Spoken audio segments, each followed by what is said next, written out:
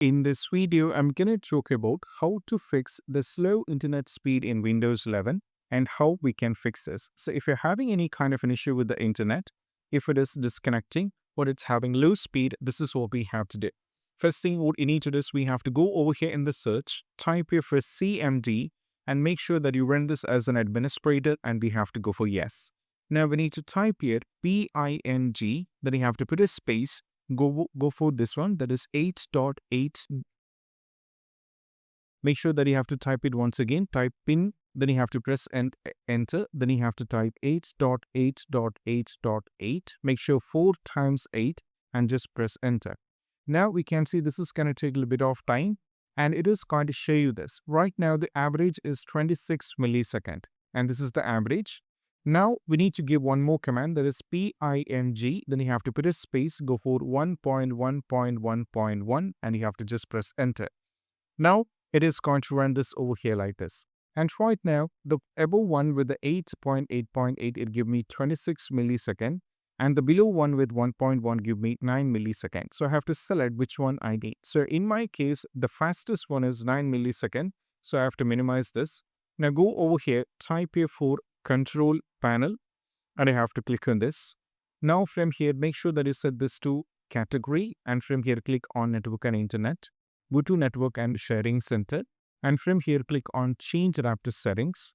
Now from here I have to select, if I am on Wi-Fi, I have to select right click and go to the properties. If I am not Ethernet, I have to right click and go to the properties as well. Now right click and go to the properties. From here, select Internet Protocol version 4 TCP/IPv4 and go to the properties. Now go to the use the following DNS server. And right now we need to give the value here.